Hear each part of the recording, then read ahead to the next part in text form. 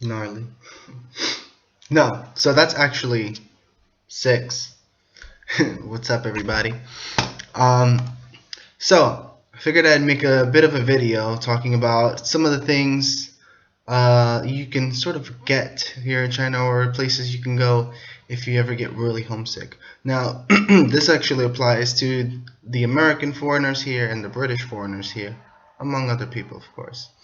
Um, So I've actually, I don't know if I would say I discovered. I'm not like Columbus. I'm not gonna claim to discover it, but I've gotten to a few places.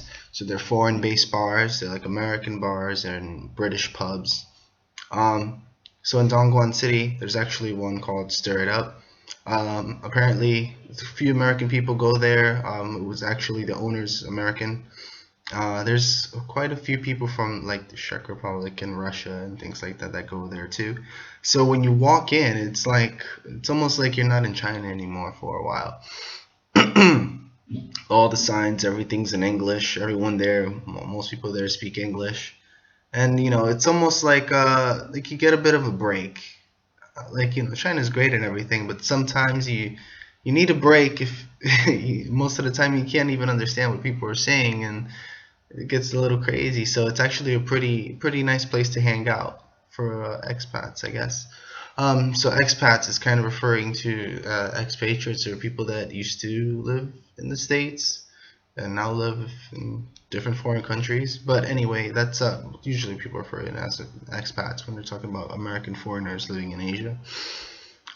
There's also a British pub called One Further Road, in Dongguan, and that place is, you definitely forget you're in China when you go in there. It's a really big place. Um, so there's a whole lot of people there all the time. A lot of British people. I was surprised by how many of them there were.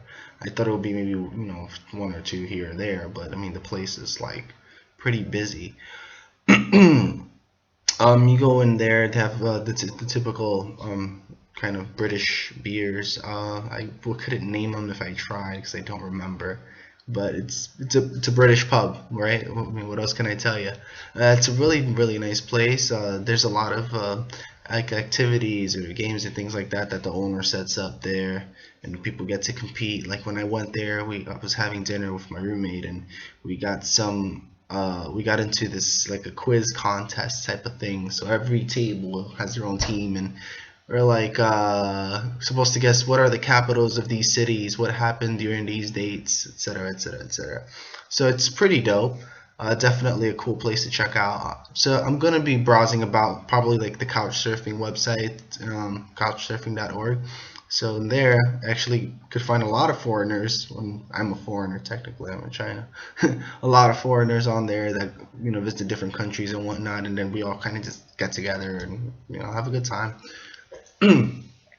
So yeah, I got linked to Stir It Up from there, and actually the other foreign teachers in my school knew about the place too, and they told me I should go check it out sometime. So I went check that out. So yeah, I think I found myself a new hobby for my days off. Find some expat places, find some places where people speak English, and really check it out and see what it is. The only downside I would say is that these places are typically much more expensive than going to like a Chinese restaurant or bar.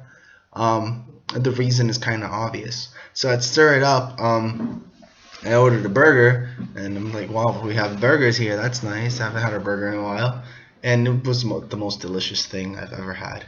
Ever. It was like better than burgers in the States.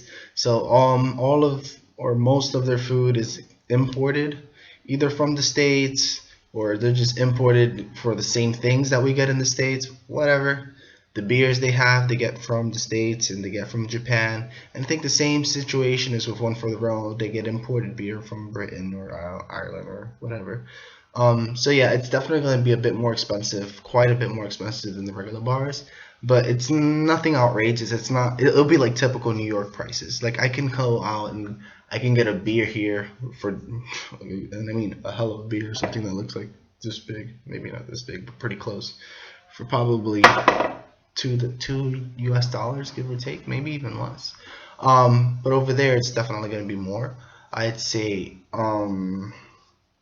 We had six shots, and there was 100 RMB. And if you look at 100 RMB, we're talking about something like 20 bucks, give or take. And like the burger I had there, the most delicious thing ever. But anyway, the burger I had there, I think it was between $8 to $13, something like that. It was really good though, and considering that the food had to be imported and then they made it fresh and everything, it was just worth it. I think I'm gonna go there at least once a week, get something a little more American. I know that doesn't sound like me, but sometimes you need to take a break. I'm constantly surrounded by, the Asian environment, and as much as I like it and as nice as it is, just sometimes got to take a mental break, speak to people in English, and get that out of the way. So I will see you guys next vid. If you have any questions, comments, concerns, don't be concerned for me. I'll be fine. Feel free to ask. All right, take care.